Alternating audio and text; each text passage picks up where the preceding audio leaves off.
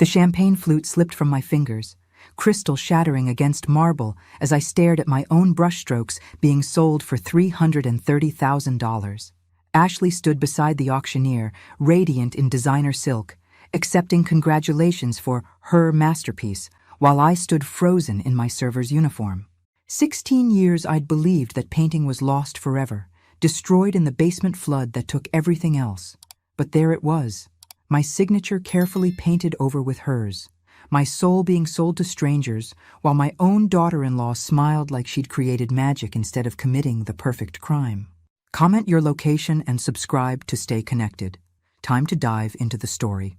Let me tell you how I ended up serving champagne at the very gallery where my stolen dreams were being auctioned off to the highest bidder.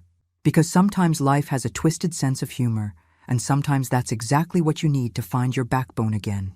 3 months earlier, I'd been Margaret Thompson, 68 years old and invisible to everyone except bill collectors and grocery store clerks who barely glanced up when I counted exact change.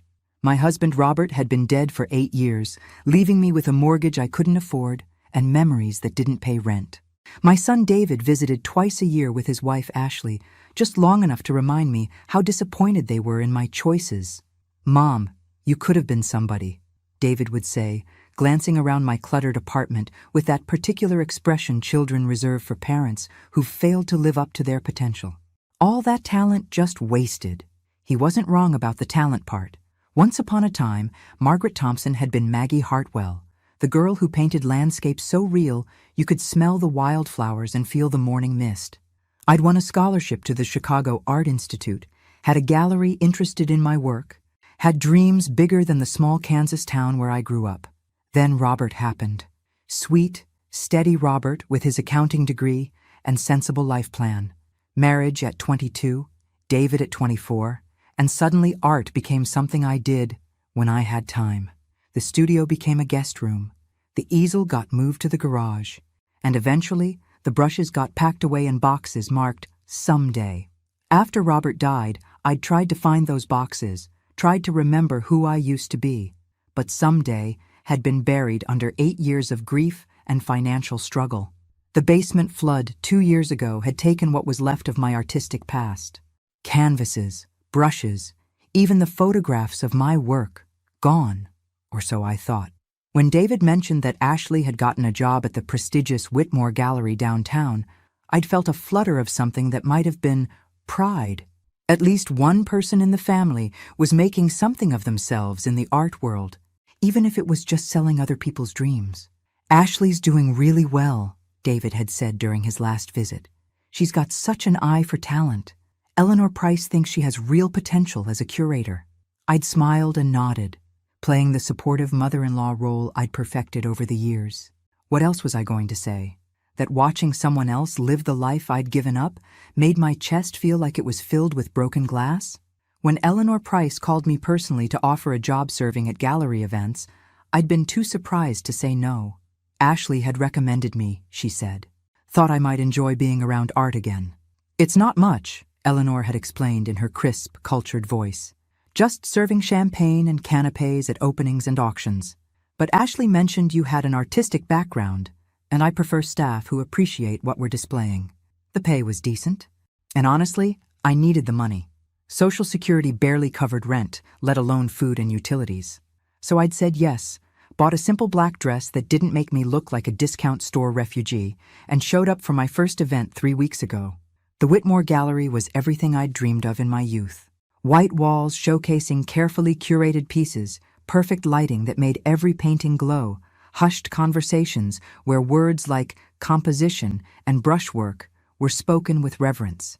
Walking through those rooms with a tray of champagne, I felt like a ghost visiting her own funeral. Ashley had been kind but distant during my first few shifts, acknowledging me with polite nods while she guided wealthy collectors through the exhibitions. She looked perfect in this environment. Sophisticated, educated, speaking the language of art with easy confidence. Everything I might have been if I'd made different choices. But tonight was special.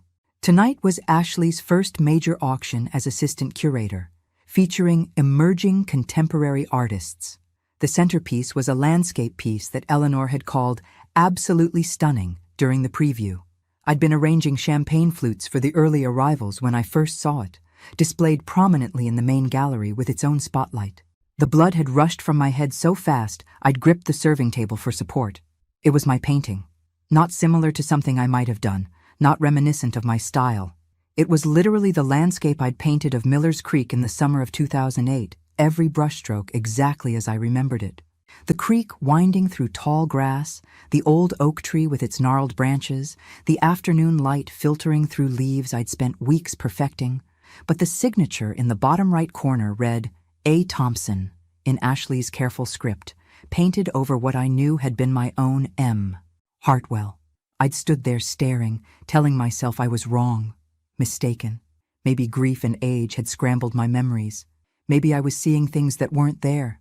But then I'd noticed the tiny flaw that proved it was mine.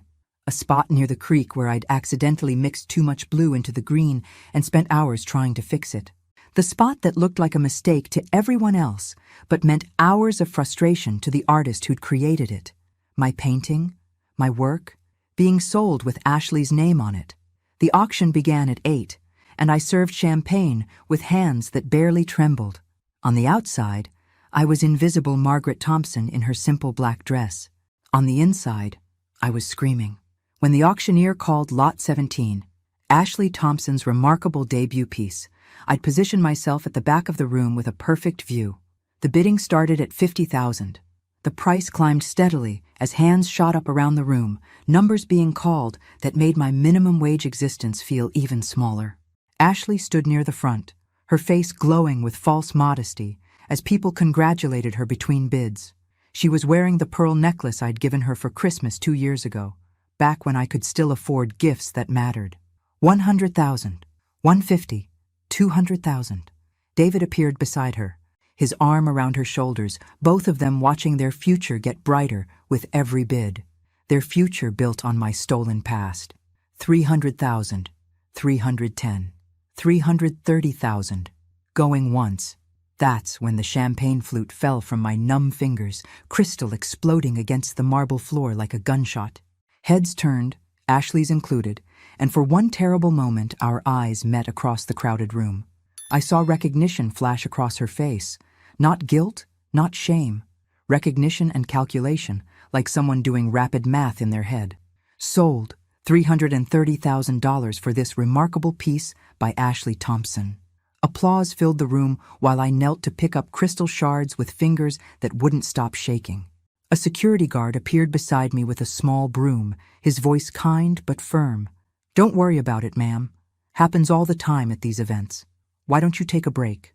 I nodded and headed for the staff room, leaving behind the sound of celebration and the sight of Ashley accepting congratulations for selling my soul to strangers. In the tiny break room, I sat on a folding chair and stared at my hands. 68 years old, and I'd just watched my own daughter-in-law steal 16 years of my life in broad daylight. The worst part wasn't even the money, though $330,000 was more than I'd make in a decade of serving champagne. The worst part was how good she was at it. How naturally she accepted praise for work that had cost me months of early mornings and late nights, trying to capture light the way God intended it. But as I sat there surrounded by stacks of gallery programs and empty champagne boxes, something started burning in my chest that wasn't grief or shock. It was rage. Pure, clean rage that tasted like copper pennies and felt like electricity. Ashley Thompson had made a very expensive mistake tonight. She'd assumed that Margaret Thompson, the broken woman in the server's uniform, was the same person as Maggie Hartwell, the artist who'd once had the fire to dream impossible things. Time to remind her exactly who she'd decided to rob. I didn't go home after the auction. Instead, I drove to the all-night diner on 5th Street and ordered black coffee that tasted like regret while I tried to figure out how a painting I'd watched floodwater destroy 2 years ago had ended up in Ashley's art collection. The memory was crystal clear. I'd been down in the basement looking for David's old baseball cards when the pipe burst. Water everywhere, soaking through cardboard boxes and ruining everything I'd stored down there, including the wooden crate where I'd kept my finished paintings, the ones too painful to display but too precious to throw away. Or so I'd thought. I pulled out my phone and scrolled through my contacts until I found Pete Morrison, the contractor who'd done the flood cleanup. Pete had been Robert's bowling buddy back in the day, and he'd given me a deal on the restoration work. Maybe he'd remember something I'd forgotten. He answered on the fourth ring, his voice thick with sleep. "Margaret? Jesus, what time is it?" "Pete, I need to ask you about the basement flood at my old house, the cleanup you did 2 years ago." "Margaret, it's after midnight. Can't this wait until morning?" "Did you save anything from those boxes? The ones that got water damaged?" A pause. "Some of it, yeah. Nothing you wanted to keep, you said. Told me to throw it all away."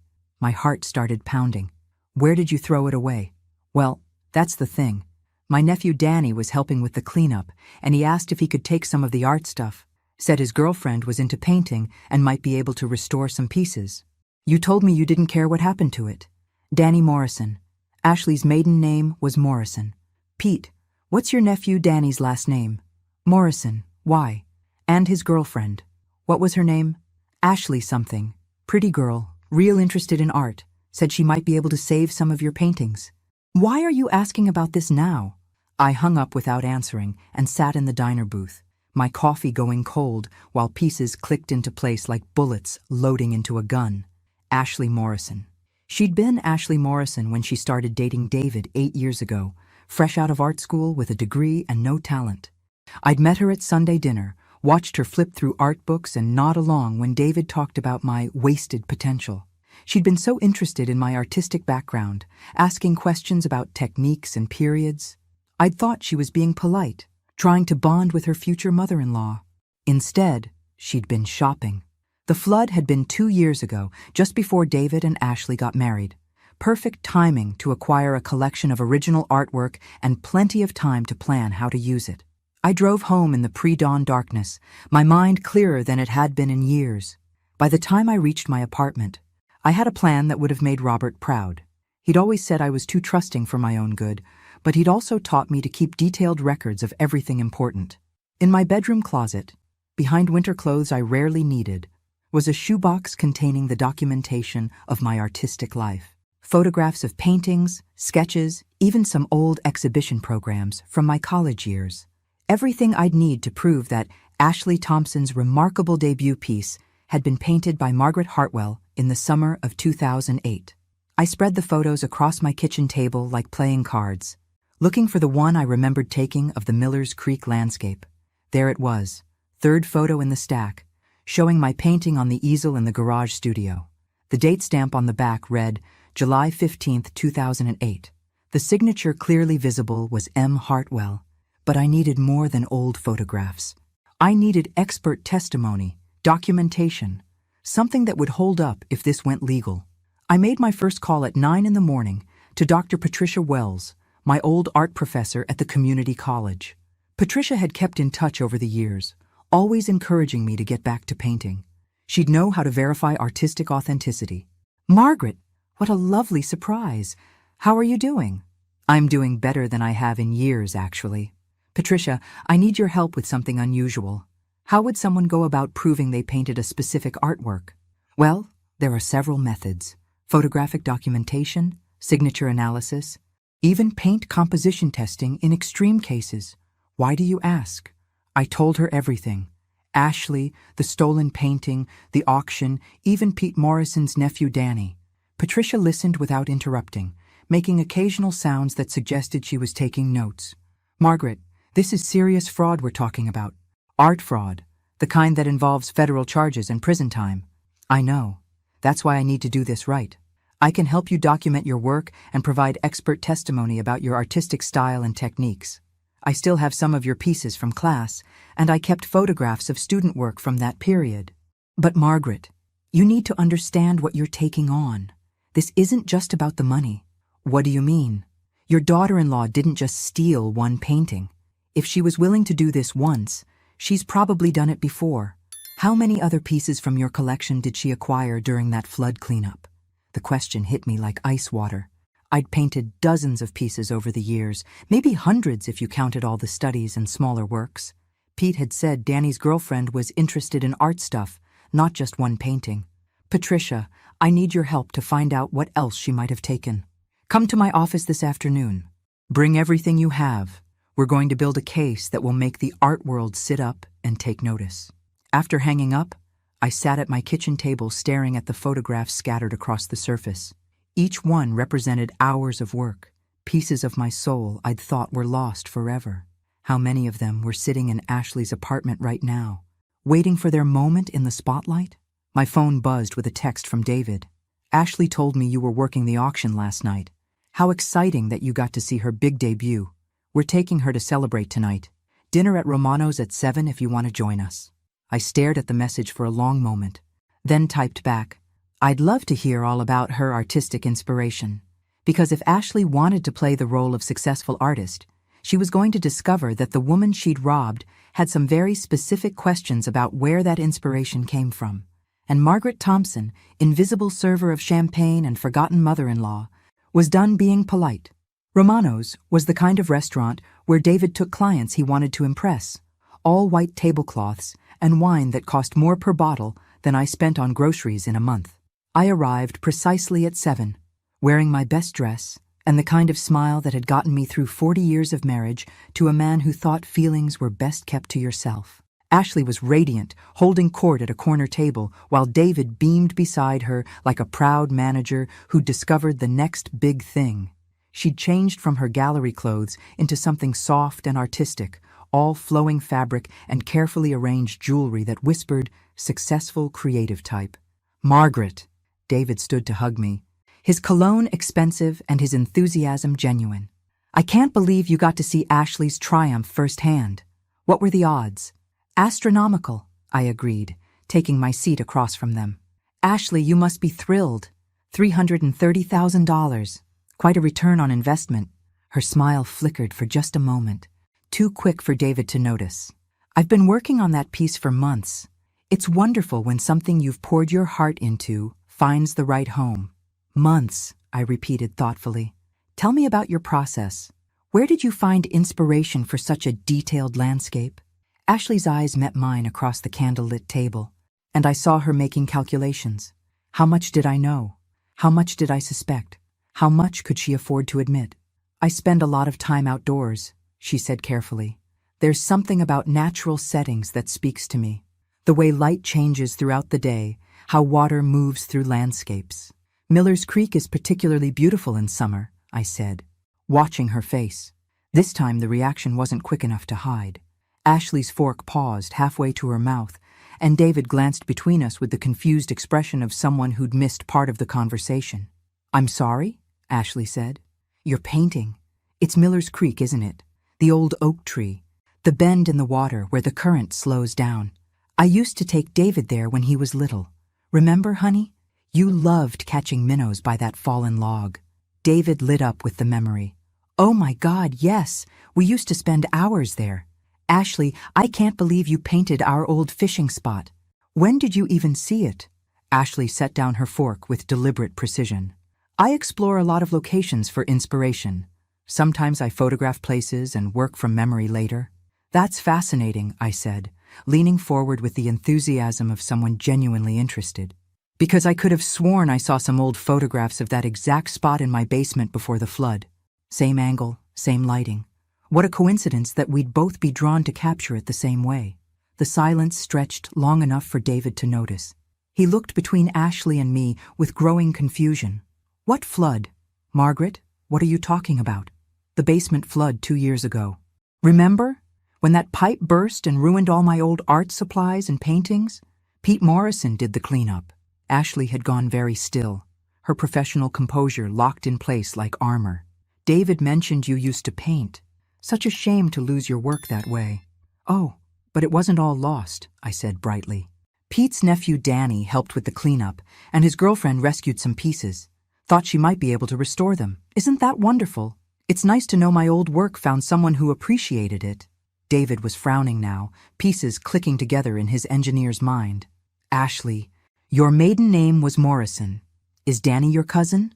The waiter chose that moment to appear with our wine, giving Ashley time to construct her response. When he left, her smile was perfectly calibrated, apologetic but not guilty. I should have mentioned it earlier. Yes, Danny's my cousin.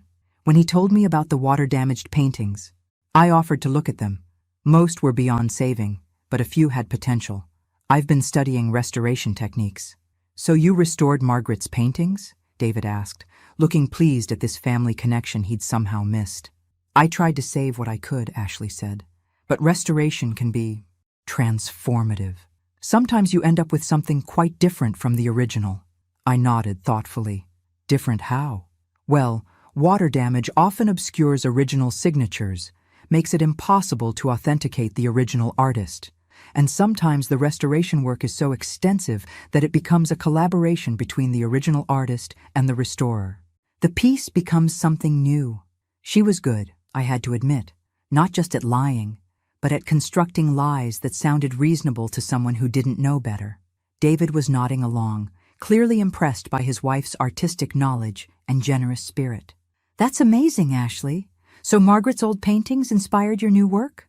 In a way, she said, meeting my eyes directly. Sometimes the past provides a foundation for future creativity. I smiled and raised my wine glass. To future creativity built on solid foundations.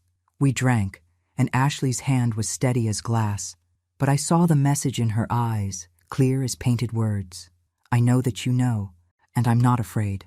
The rest of dinner passed with surface pleasantries, and David's excited chatter about Ashley's promising career. She'd been accepted into a group show next month, had 2 galleries interested in her work, possibly a solo exhibition in the spring, all built on the foundation of my stolen life's work. When we said goodbye in the restaurant parking lot, Ashley hugged me with the affection of a dutiful daughter-in-law. Thank you for coming tonight, Margaret. It means so much to have family support. Family should always look out for each other, I replied, squeezing her back with equal warmth. I can't wait to see what you come up with next. Driving home, I felt lighter than I had in years. Ashley thought she'd won this round by admitting to restoration work while claiming the artistic transformation as her own. She'd constructed a story that protected her from accusations of outright theft while still allowing her to profit from my work. But she'd made 2 critical mistakes tonight. First, she'd underestimated how much I'd learned about strategic patience during 40 years of marriage to Robert Thompson. And second, she'd assumed that Margaret Thompson, grieving widow and occasional champagne server, was the same person as Maggie Hartwell, who'd once been fierce enough to believe she could paint the world exactly as she saw it. Tomorrow, I'd call Dr. Wells and share Ashley's interesting theory about restoration as artistic collaboration. Then I'd call Pete Morrison and ask some very specific questions about exactly which pieces Danny had taken from my collection. Because if Ashley wanted to play the game of artistic attribution and collaborative restoration, I was about to teach her some rules she'd never learned in art school. Starting with the most important one, always know exactly who you're stealing from. Dr. Patricia Wells's office at the community college was exactly as I remembered it from my continuing education classes 15 years ago. Paintings covered every available wall space, some professional pieces, but mostly student work that showed promise. She'd always believed in displaying potential alongside achievement. "Margaret, you look different," she said, studying me over her reading glasses. "Determined? I like it." I spread my documentation across her desk. Photographs, sketches, even the detailed notes I'd kept about paint colors and techniques for each piece. 40 years of marriage to an accountant had trained me to document everything. "Tell me about this restoration theory Ashley presented," Patricia said, reviewing the photographs. She claimed water damage made original signatures unreadable, and that extensive restoration work creates a collaboration between original artist and restorer, essentially arguing that the restored piece becomes a new work of art. Patricia snorted. "That's complete nonsense from a legal standpoint. Restoration work, no matter how extensive, doesn't transfer artistic ownership. If I restore a damaged Monet, I don't suddenly become co-creator of a Monet. The original artist remains the original artist." She pulled out a magnifying glass and examined the photograph of my Miller's Creek painting. "Besides, this wasn't restoration work. This was forgery. Look at this signature analysis." She pointed to where Ashley's A. Thompson's signature appeared over my original M. Hartwell. Under magnification, you could see the different paint layers. See how the signature sits on top of the painting surface instead of being integrated into the final layer? Your original signature was painted over, not restored. That's deliberate fraud, not artistic collaboration. What would hold up in court? Everything you've brought me, plus I can provide expert testimony about your artistic style and techniques. But Margaret, we need more evidence of the scope of this fraud. How many pieces are we talking about? I handed her the list I'd compiled after calling Pete Morrison that morning. 23 paintings, ranging from small studies to major works like the Miller's Creek landscape. Pete remembered because Danny had borrowed his truck twice to transport everything. My God, Patricia breathed. If she's selling these at auction prices similar to the Miller's Creek piece, we're talking about potential fraud worth millions of dollars. There's something else, I said, pulling out my phone. I did some research on Ashley's artistic career this morning. I'd spent hours online, tracing Ashley Thompson's professional history. Art school graduate with mediocre grades, no gallery representation before marrying David, no sales or exhibitions in her own name until 18 months ago. Then suddenly, a meteoric rise with sophisticated landscape work that garnered immediate critical attention. Her artistic style supposedly matured dramatically right around the time of my basement flood, I continued. Before that, her work was described as promising but lacking technical sophistication. Patricia was taking notes rapidly. We need to see her other pieces, the ones she's claimed as original work. I have an idea about that. Ashley mentioned she's in a group show next month at the Riverside Gallery. I could attend the opening. Better than that? Patricia said, her eyes lighting up with the enthusiasm of someone who'd found an intellectual puzzle worth solving. I know the curator at Riverside. Helen Martinez and I went to graduate school together. She'd be very interested in questions of artistic authenticity, especially if there's fraud involved. She reached for her phone. Helen, it's Patricia Wells. I need your help with something that might be right up your alley. How familiar are you with Ashley Thompson's work? I listened to one side of a conversation that grew increasingly interesting. Helen Martinez, apparently, had some concerns about Ashley Thompson's rapid artistic development. The sophistication of technique didn't match the timeline of her supposed artistic education. There had been whispers in the art community about the authenticity of her work. Helen wants to meet with you, Patricia said after hanging up. Tomorrow afternoon at 2. She's been building her own file on Ashley Thompson, and your documentation might be exactly what she needs. Driving home, I felt the satisfaction of pieces falling into place. Ashley had built her career on my stolen work, but she'd gotten greedy. Instead of selling 1 or 2 pieces quietly and building a modest reputation, she'd created a body of work too sophisticated for her supposed artistic background. That evening, David called with his usual weekly check-in. His voice was excited, full of news about Ashley's expanding opportunities. Mom, you won't believe this. Ashley just got offered a solo exhibition at the Whitmore Gallery in 6 months. Eleanor Price thinks she could be the next major landscape artist. We're talking about a 20-piece show with sale prices starting at $50,000. 20 pieces. The exact number I'd estimated Ashley had stolen from my collection. That's wonderful, dear. Ashley must be thrilled about the opportunity to display her life's work. She's been working non-stop, preparing new pieces for the show. I barely see her anymore. She's completely focused on making this exhibition perfect. I bet she was. Creating new, original works from stolen paintings probably took considerable time and effort. David, has Ashley ever talked about her artistic influences, where she draws inspiration from? You know, it's interesting you ask. She's mentioned studying historical landscape techniques, looking at how earlier artists captured natural light and water movement. She says, understanding the masters helps her develop her own voice.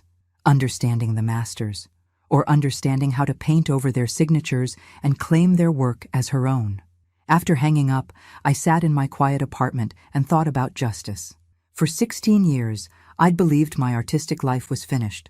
Not just ended, but erased, literally washed away in a basement flood that seemed like final proof that my creative dreams had been foolish all along. But my work hadn't been destroyed. It had been stolen. Its value finally recognized by someone who understood its worth better than I'd understood it myself. Ashley Thompson had built a career on the foundation of my artistic ability, and now she was planning a major exhibition to cement her reputation as a talented landscape artist. She'd made one crucial miscalculation, though. She'd assumed that Margaret Thompson, invisible serving woman in her simple black dress, would never discover what had been taken from her, and even if she did discover it, she'd never have the courage or knowledge to fight back. Tomorrow, I'd meet with Helen Martinez and add my documentation to whatever file she was building. Then I'd attend Ashley's group show opening and see exactly how many of my stolen pieces were being displayed under her name. Because Ashley Thompson was about to learn that some collaborations are less voluntary than others, and some restorations involve giving work back to its rightful creator.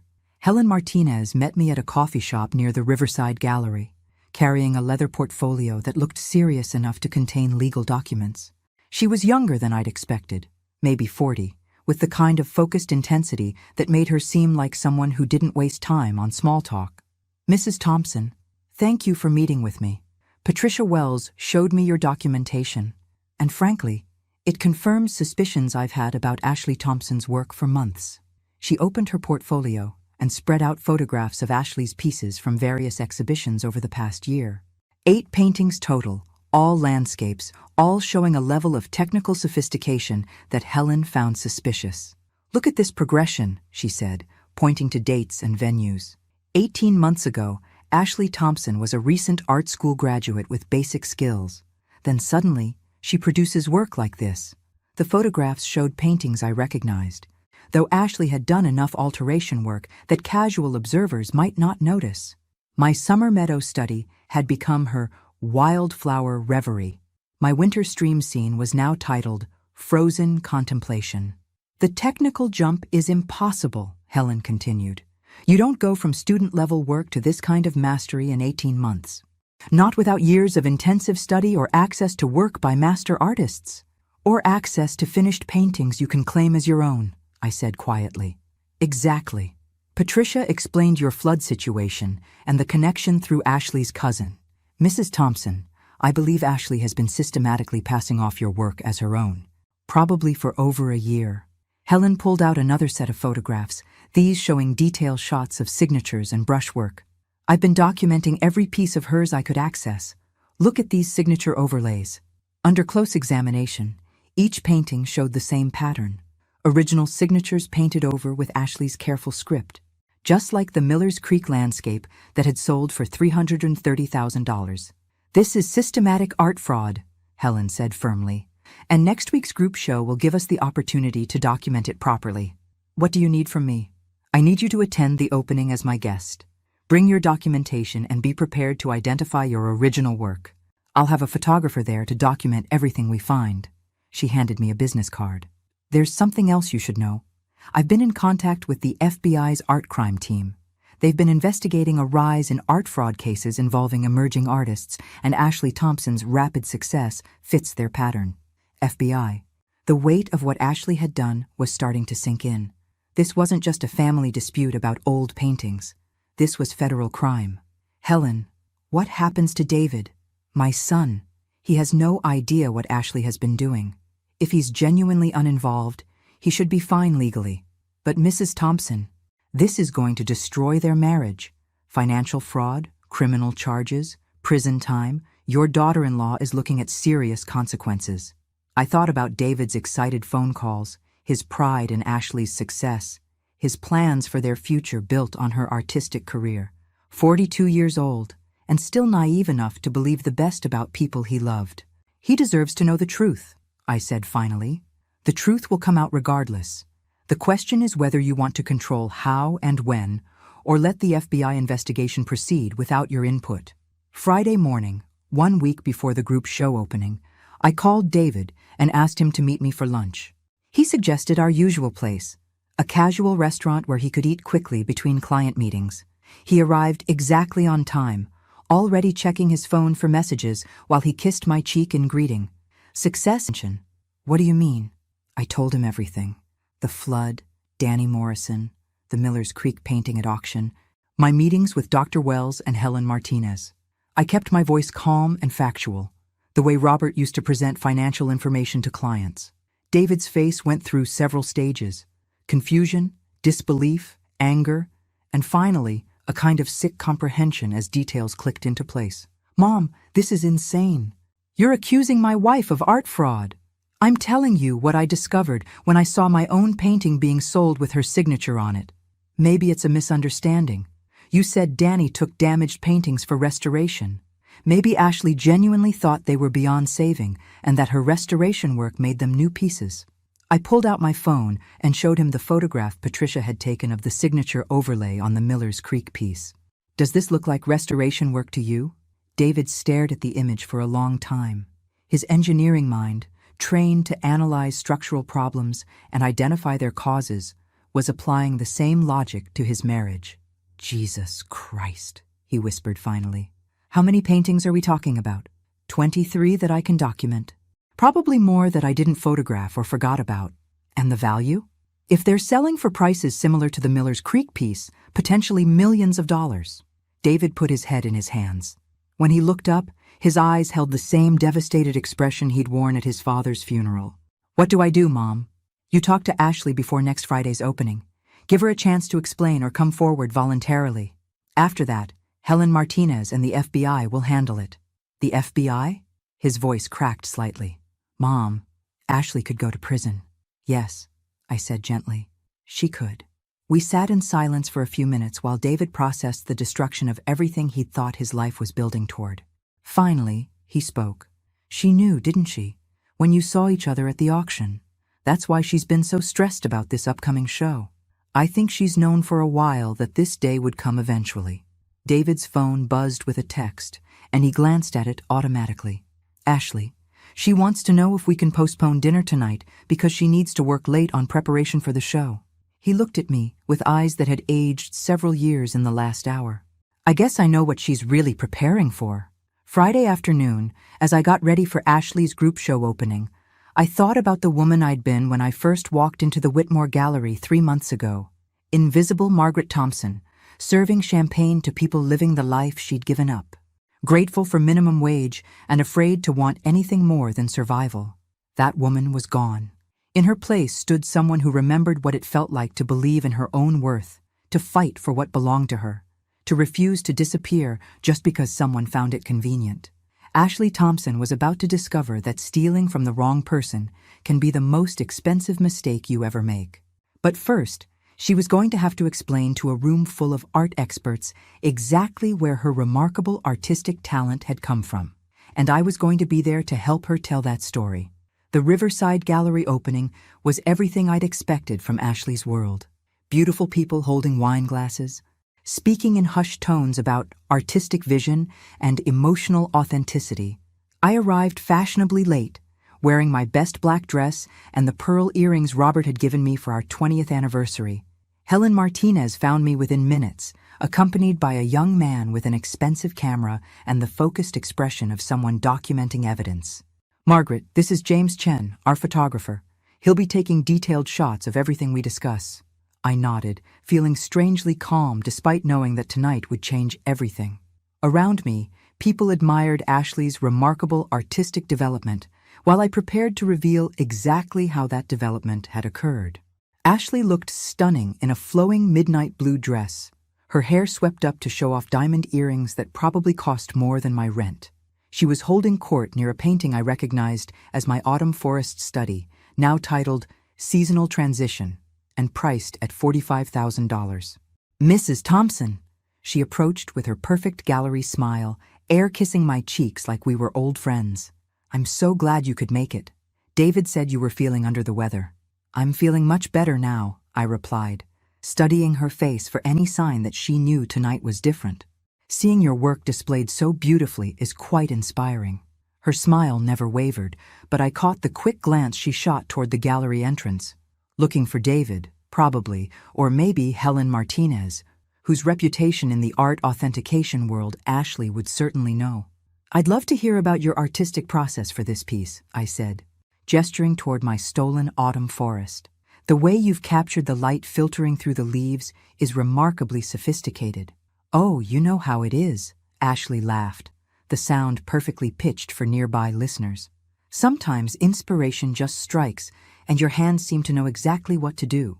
Indeed they do, especially when they've had years of practice capturing that exact lighting effect. This time her smile did falter, just for a moment. I'm sorry? Nothing important, I said pleasantly. I was just remembering how I used to spend hours in that same forest, studying how afternoon light changes the color temperature of autumn leaves. Ashley's eyes sharpened, and I saw her making rapid calculations. Around us, other gallery visitors continued their conversations, unaware that they were witnessing the opening moves of a much more serious game. Margaret, you should meet some of the other artists, Ashley said, her voice carrying a subtle warning. I'd hate for you to spend the evening dwelling on the past. Oh, I'm very interested in the present, and the future, for that matter. Helen Martinez appeared beside us with perfect timing.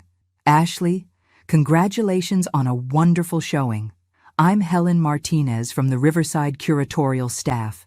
Could I ask you a few questions about your artistic development? I watched Ashley's face carefully as Helen introduced herself. Recognition and concern flashed across her features before being replaced by professional courtesy. Of course, though I should mention my husband will be arriving soon, and I promised to introduce him around. This won't take long, Helen said smoothly. I'm particularly interested in how your technique has evolved over the past 2 years. Your earlier work showed promise, but this level of sophistication represents quite a leap. Intensive study, Ashley replied, and mentorship from experienced artists. Could you tell me about these mentors? I'm always interested in how emerging artists develop their skills. Ashley glanced around the room, clearly looking for an escape route. It was mostly informal, learning from established techniques, studying historical approaches to landscape painting. Fascinating. And this piece? Helen gestured toward my autumn forest.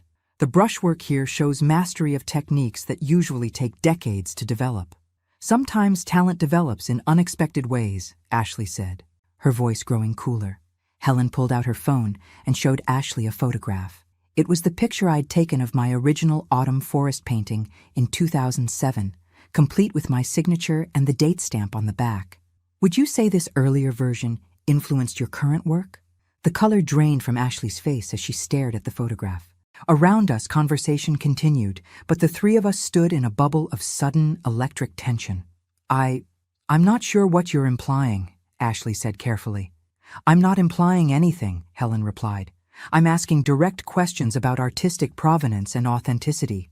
Questions that the FBI art crime team will also be asking next week. Ashley's composure finally cracked. I think this conversation is over. Actually, I said quietly, I think it's just beginning. Because you see, Ashley, that photograph Helen just showed you? I took it 13 years ago of a painting I created. The same painting you've been selling as your own work. Ashley looked between Helen and me, her perfect gallery persona dissolving into something closer to panic. You can't prove anything. Oh, but we can, Helen said pleasantly. Signature analysis, paint composition testing, photographic documentation going back over a decade. Mrs. Thompson has been remarkably thorough in documenting her artistic work. David chose that moment to arrive, and I watched Ashley's face as she saw him approaching. He looked terrible, hollow-eyed and exhausted, like a man who'd spent the week watching his entire world collapse. Ashley, he said quietly when he reached us, we need to talk. Not here, she hissed. Not now. Then where? When? After the FBI arrests you? The words carried further than David intended, and nearby conversations began to falter as people turned to look at us. Ashley's career was built on reputation and connections, and David had just threatened both in front of her professional community. David, you're causing a scene, Ashley said through gritted teeth. I'm causing a scene? You've built our entire life on stolen art, and I'm the one causing problems? Helen stepped smoothly between them. Perhaps we should continue this discussion somewhere more private. But Ashley was already moving, pushing through the crowd toward the gallery's back exit. I followed, my heart pounding with the knowledge that everything was finally coming to a head. In the alley behind the gallery, Ashley turned on me with fury that was no longer hidden behind professional courtesy. You vindictive old woman. You couldn't stand that someone actually made something of your mediocre work. My mediocre work that you've sold for hundreds of thousands of dollars. Work that was rotting in your basement. Work you'd given up on. I saved those paintings and made them mean something. David stared at his wife like he'd never seen her before. Ashley, you stole from my mother. I rescued art from oblivion and gave it the recognition it deserved. Your mother was serving champagne for minimum wage while masterpieces gathered dust in her apartment. The casual cruelty of her words hit me like a physical blow. In Ashley's mind, I was just an obstacle to be removed. My life's work nothing more than raw material for her ambitions. You're right about one thing, I said quietly. I had given up, but you made a mistake, Ashley. You assumed I'd stay given up. Police sirens were growing louder in the distance. Helen had apparently made good on her threat to involve law enforcement. Ashley heard them too. Her expression shifted from fury to calculation as she realized her options were narrowing rapidly. "This isn't over," she said, looking directly at me. "You have no idea what you're destroying." "I have every idea," I replied. "I'm destroying a criminal enterprise built on my stolen life's work, and I'm enjoying every minute of it." The police cars turned into the alley, their lights painting the brick walls in red and blue. Ashley Thompson's career as a celebrated emerging artist was about to come to an abrupt end, but my career as someone who refused to be invisible was just getting started. The arrest was surprisingly anticlimactic. No dramatic handcuffs or shouting, just two federal agents in dark suits explaining Ashley's rights while she maintained her composure with the skill of someone who'd been preparing for this moment. "Mrs. Hayes, you're under arrest for conspiracy to commit art fraud, wire fraud, and money laundering. You have the right to remain silent." I watched from the gallery doorway as they led her to an unmarked sedan. David stood motionless in the alley, looking like someone who'd just witnessed a car accident involving his entire future. Agent Sarah Martinez, no relation to Helen, apparently found me 20 minutes later as I sat in the gallery's back office giving my statement to a young FBI technician named Williams. "Mrs. Thompson, we're going to need your cooperation for the investigation. This case appears to be larger than we initially suspected." "Larger how?" Agent Martinez sat across from me, her expression serious. "Your daughter-in-law wasn't working alone. We've been tracking a network of art fraud cases involving restoration work on supposedly damaged pieces. Ashley Thompson was part of a sophisticated operation. The implications hit me like ice water. How many other artists has she stolen from? We're not sure yet. But we've identified at least 12 other cases where emerging artists have shown suspicious improvements in technical skill, often coinciding with access to collections of damaged artwork." Williams looked up from his laptop. "Mrs. Thompson, when you spoke with Pete Morrison about the cleanup, did he mention anyone else being interested in the damaged paintings?" "Danny Morrison was the only one he mentioned, Ashley's cousin." "We need to talk to Danny Morrison," Agent Martinez said, "and we need a complete inventory of every piece that was taken from your collection." Over the next 3 hours, I provided the most detailed artistic autobiography of my life. Every painting I could remember, techniques I'd used, even the specific brands of paint I'd preferred. Williams photographed my documentation while Agent Martinez asked questions that revealed just how much the FBI already knew about Ashley's operation. "Mrs. Thompson, did Ashley ever mention other artists she was mentoring or collaborating with?" I thought back to gallery conversations I'd overheard during my champagne serving days. "She mentioned studying with historical landscape techniques, but I assumed she meant books or museum visits." "We think she meant studying actual historical paintings that had been reported as damaged or destroyed. Insurance fraud combined with art theft, essentially." The scope of what Ashley had been involved in was staggering, not just stealing from one grieving widow, but participating in a systematic looting of American artistic heritage. David found me in the FBI office at midnight, looking like he'd aged a decade in a single evening. "Mom, I'm so sorry. I had no idea." "I know, honey. She's been lying to me for years, about everything.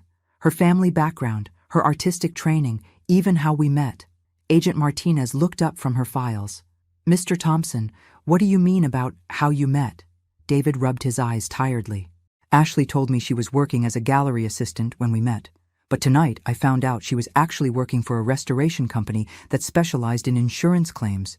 She'd been targeting collections that had suffered damage." "Including mine," I said quietly. "Including yours. She researched you after learning about the flood through Danny.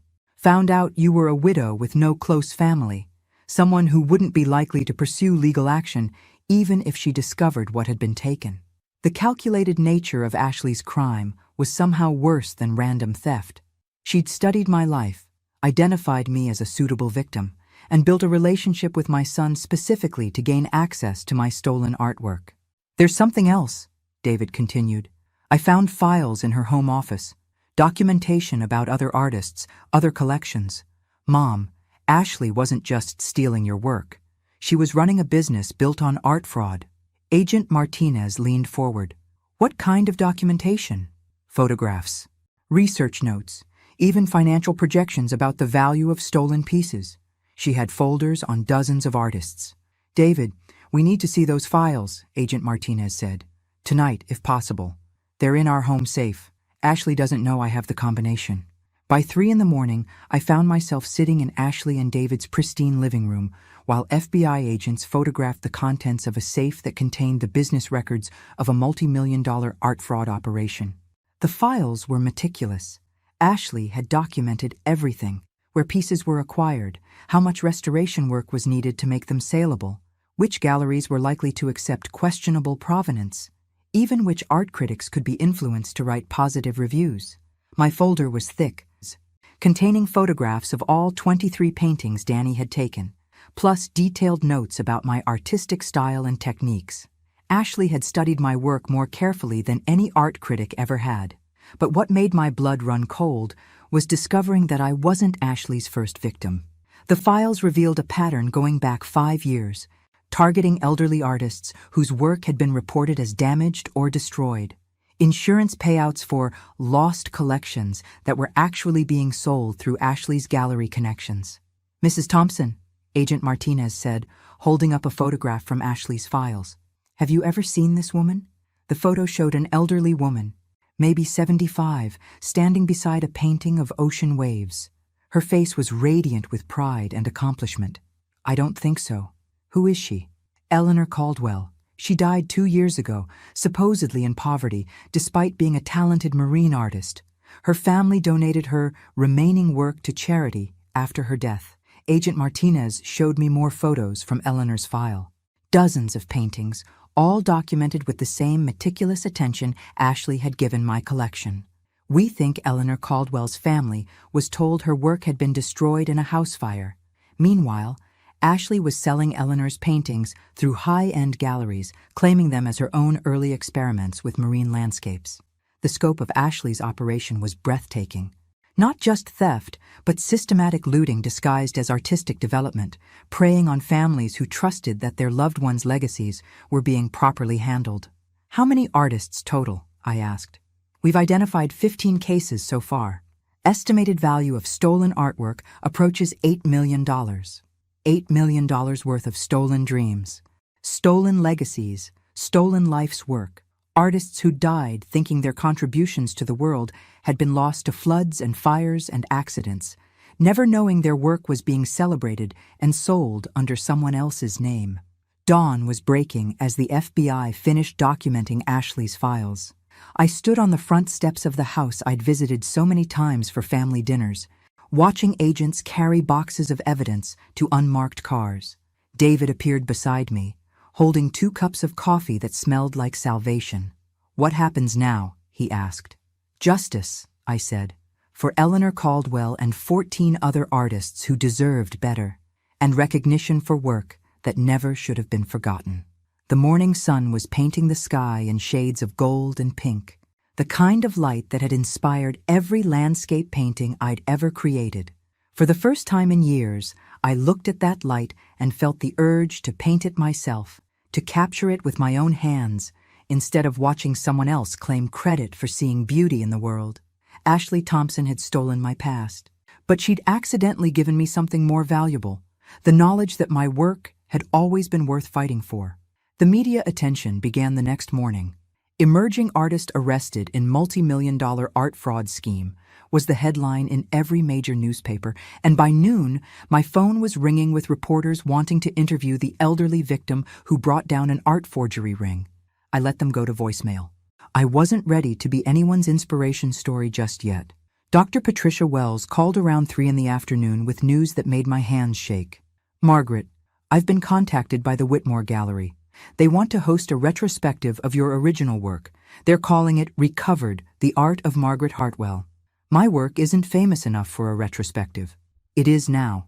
16 of your pieces have been selling for six-figure prices over the past 2 years. You're already a recognized artist. You just didn't know it. The irony was sharp enough to cut. Ashley's theft had made me more successful than I'd ever been when I was actually creating the work. Patricia, I haven't painted in 8 years. Then maybe it's time to start again. That evening, I drove to the storage unit where I'd kept Robert's things after selling the house. Behind boxes of his accounting files and old furniture, I found the art supplies I'd packed away after his death. Brushes still stiff with old paint, tubes of color that might still be usable, the small easel I'd used for quick studies. Loading everything into my car felt like an archaeological dig into my own past life. Who was Margaret Hartwell? Could she still exist? Or had too many years of being Robert's wife and David's mother erased her completely? I set up the easel in my apartment's tiny living room, facing the window that looked out over the city. The evening light was terrible for painting, but it was the light I had. The first brushstroke felt like coming home. I painted for 3 hours straight, losing myself in the familiar rhythm of color and composition. Nothing ambitious, just a simple study of the view from my window. But my hands remembered things my mind had forgotten.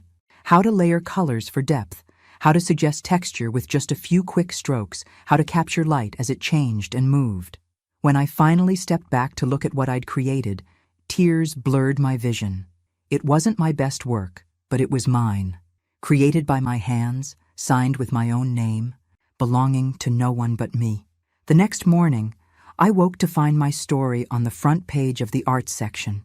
The reporter had found Eleanor Caldwell's daughter, who'd provided quotes about her mother's lost paintings being recovered through my case. My mother died thinking her life's work had been destroyed, Linda Caldwell was quoted as saying. To learn that someone was selling her paintings and claiming credit for her artistic vision, it's devastating, but also validating. Mom's work was good enough to steal. I called Linda Caldwell that afternoon. She lived 3 hours away, in the same coastal town where her mother had painted marine landscapes for 40 years. Mrs. Caldwell, this is Margaret Thompson. Margaret Hartwell, I should say. Oh my God, you're the one who brought this whole thing to light. I've been wanting to thank you. I think we should meet. All of us.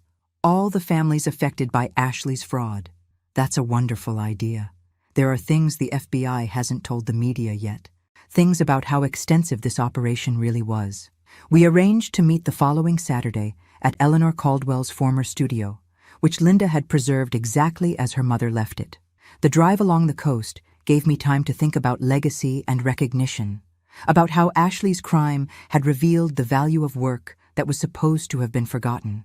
Eleanor Caldwell's studio was a converted garage facing the ocean, with windows positioned to capture natural light throughout the day. Her final painting was still on the easel, an unfinished seascape that showed a master's understanding of water and light. Linda was a woman my age, maybe 65, with her mother's artistic eye and her father's practical nature. She'd been a teacher for 40 years, raising her own family while helping Eleanor maintain a modest career, selling paintings to local tourists and seasonal residents. Mom never sold a painting for more than $500, Linda told me as we looked through Eleanor's remaining work. She always said she painted for joy, not money, but seeing her pieces sell for $50,000 each under someone else's name, it proves she was better than she ever knew. That's what hurts most. Mom died thinking she was just a hobbyist, a nice lady who painted pretty pictures for tourists. I understood that pain intimately. How many artists die believing their work wasn't important enough to matter, never knowing that someone else would later recognize its true value? Linda, I want to organize something. A group exhibition featuring recovered work from all the artists Ashley stole from. Not as victims, but as the accomplished artists we actually were. Linda's eyes lit up with the same enthusiasm I'd seen in Patricia Wells when she recognized a good idea. A celebration instead of a memorial, she said. Mom would have loved that. We spent the rest of the afternoon planning. Linda had contacts in the coastal art community, and I had newfound connections through the FBI investigation and media coverage. Together, we could create something that honored the original artists while exposing the full scope of Ashley's crimes. Driving home, I felt something I hadn't experienced in years. The excitement of a project worth my full attention and energy. Not just recovering my stolen past, but building something new from the wreckage Ashley had created. My phone rang as I reached the city limits. David, calling with news that made me pull over to listen properly. "Mom," Ashley's lawyer called. "She wants to make a deal with the FBI. She's offering to provide information about the entire forgery network in exchange for reduced charges."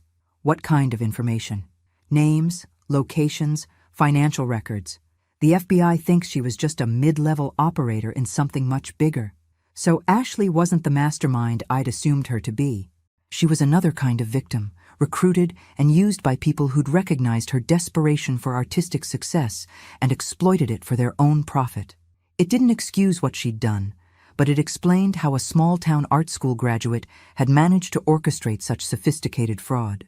She'd had help, guidance, probably threats to keep her in line. "David, how are you handling all this?"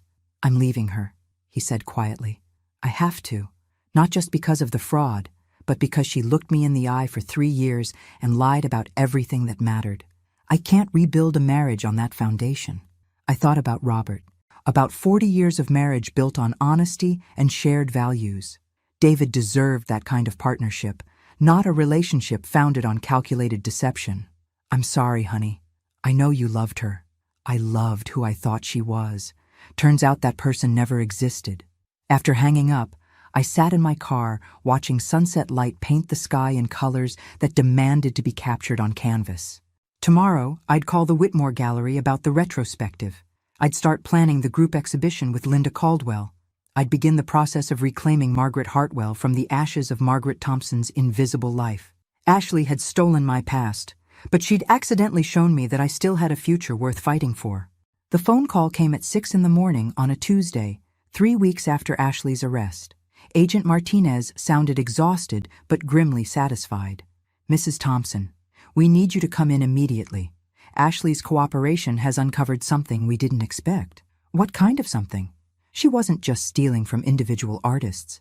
She was part of a network that's been systematically looting museum storage facilities, insurance salvage operations, even estate sales. We're talking about organized crime on a national scale. An hour later, I sat in the FBI field office looking at photographs and documents that revealed the true scope of what Ashley had been involved in. Names, addresses, financial records stretching back over a decade. A criminal enterprise that had stolen millions of dollars worth of art from dozens of sources. "This isn't just fraud," Agent Martinez explained. "This is cultural theft. They've been erasing artistic legacies and redistributing them for profit." The centerpiece of Ashley's cooperation was a ledger containing detailed records of every piece that had been processed through their operation. Artists' names, acquisition methods, sale prices, gallery connections, a business plan for the systematic destruction of American artistic heritage. "Mrs. Thompson, your case was the key that broke this open. Without your documentation and willingness to pursue prosecution, we never would have discovered the full network." I studied the photographs of other stolen works, recognizing styles and techniques from different periods and regions. Abstract expressionist pieces from the 1960s, folk art from rural communities, even some works that appeared to be from museum collections. How is that possible? Museums have security, authentication procedures. Storage facilities are less secure than exhibition areas. Many museums have thousands of pieces in storage that rarely get reviewed or inventoried. A few missing items can go unnoticed for years, especially if they're replaced with documentation claiming the pieces were damaged or destroyed. Agent Martinez handed me a folder marked Recovery Operations. Inside were photographs of artwork being returned to families, museums and estate collections that had been told their pieces were lost forever. "This is what your courage made possible," she said. 17 families have gotten their loved ones' work back.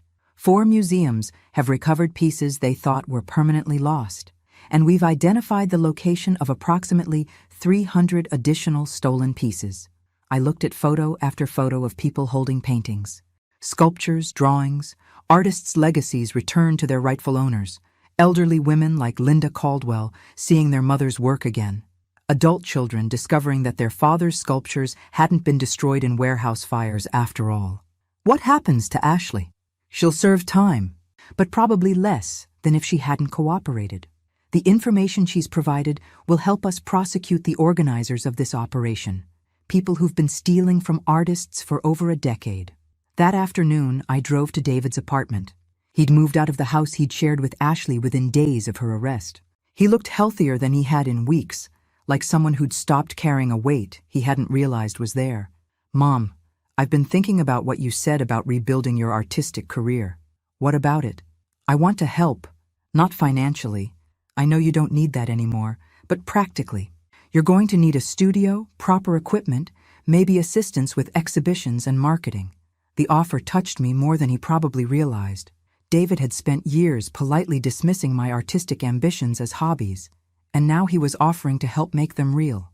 "David, are you sure? You have your own career to rebuild. My career is fine. It's my life that needs rebuilding. I want to do something that matters, something that helps instead of just making money." We spent the evening making plans. David would use his engineering background to help design a proper studio space, and his business connections to navigate the practical aspects of launching an artistic career at 68. I would focus on creating new work and organizing the group exhibition Linda Caldwell and I had been planning. The Whitmore Gallery had agreed to host Recovered, The Art of Margaret Hartwell in 6 months, giving me time to create new pieces alongside the exhibition of my original work. Eleanor Price had been surprisingly enthusiastic about the project, perhaps recognizing the publicity value of being associated with a case that had received national attention. "Margaret, you've become something of a folk hero in the art world," Eleanor had told me during our planning meeting. "The artist who brought down a forgery ring. People are fascinated by your story." I didn't want to be a folk hero. I wanted to be an artist. But if notoriety helped me rebuild my career and honor other stolen legacies, I could accept being both. That evening, I set up my easel and began work on a painting I'd been planning for weeks. Not a landscape this time, but a portrait. Eleanor Caldwell, painted from the photograph Linda had shown me, standing beside her easel with the ocean behind her. I wanted to capture something specific in Eleanor's expression, the quiet satisfaction of someone who knew her work was good, even if the world didn't recognize it yet. The confidence of an artist who painted for the right reasons, regardless of external validation. As I worked, I thought about legacy and recognition, about the difference between being seen and being valued. Ashley had made my work visible, but she'd tried to erase me in the process. The real victory wasn't recovering my stolen paintings. It was rediscovering the woman who'd created them. The phone rang at 11, interrupting my concentration. Linda Caldwell, calling with excitement that carried clearly across the phone line. "Margaret, I just got a call from the Norton Museum. They want to participate in our group exhibition. They're offering to host it in their main gallery, with full museum backing. A major museum exhibition for artists who'd been told their work wasn't important enough to preserve." "Linda, that's incredible. There's more. The FBI investigation has identified 43 artists whose work was stolen by this network. 43 families who thought their loved ones' legacies were gone forever." I thought about Eleanor Caldwell's unfinished seascape, still sitting on her easel like a promise waiting to be kept. About my own work, rescued from Ashley's fraud and returned to my name. About artists whose greatest recognition had come after someone tried to steal their contributions to the world. "Linda, we're not just organizing an exhibition. We're building a monument." To what? To the idea that no artist's work should ever be forgotten, and no thief should ever be allowed to steal someone else's vision of beauty. As I hung up and returned to my painting of Eleanor Caldwell, I realized something had fundamentally changed in how I saw my own life. 3 months ago, I'd been Margaret Thompson, invisible widow serving champagne to people living the life she'd given up. Tonight, I was Margaret Hartwell again, artist and advocate, painting portraits of women who refused to let their stories be erased. And tomorrow, I'd wake up and continue the work of making sure no one ever forgot the difference between the two. 6 months later, I stood in the main gallery of the Norton Museum, watching people study my portrait of Eleanor Caldwell with the kind of attention I'd dreamed of receiving my entire artistic life. The museum exhibition, Stolen Voices, Recovered Art, and Reclaimed Legacies, had drawn crowds from across the country, transforming a story about art theft into a celebration of artistic perseverance. But tonight's real victory wasn't the crowds or the critical acclaim. It was Linda Caldwell standing beside her mother's recovered seascapes, telling visitors about Eleanor's 40-year career, painting the same stretch of coastline with unwavering dedication to capturing light on water. She never wanted fame, Linda was explaining to a young art student. She wanted to paint what she saw beautifully and honestly. Fame was something other people worried about. The exhibition featured work from 38 of the 43 artists whose legacies had been stolen by Ashley's network. 5 families had chosen not to participate, preferring to keep their recovered pieces private. I understood their choice, even if I'd made a different one. Agent Martinez found me standing in front of my Miller's Creek landscape, the painting that had started everything when Ashley sold it for $330,000. Tonight it was displayed with its original signature restored and a detailed placard explaining its journey from creation to theft to recovery. Mrs. Thompson, I wanted you to know. Ashley was sentenced this morning. 8 years federal prison, with possibility of parole in 5. I felt surprisingly little satisfaction at the news. Ashley's punishment wouldn't undo the damage she'd caused, and her cooperation had been essential to recovering hundreds of stolen pieces. What about the others? The people who recruited her? Most are facing much longer sentences. The organizer, a man named Marcus Webb, got 25 years. He'd been running this operation since 2008, stealing from artists' estates and insurance claims across 15 states. 25 years seemed appropriate for someone who'd made a career of erasing other people's legacies. Webb would spend the rest of his productive life in prison, while the artists he'd robbed would finally receive the recognition they'd deserved all along. David appeared beside us, looking proud in the way parents do when their children exceed expectations. Mom, the Times reviewer wants to interview you about the new pieces you created for this show. I'd spent the past 6 months painting again, rediscovering techniques I'd forgotten, and developing new approaches to subjects that had fascinated me for decades. The 12 new paintings in tonight's exhibition represented the most sustained creative period of my life, work that belonged entirely to me, without question or theft. David, I'm not sure I'm ready for that level of attention.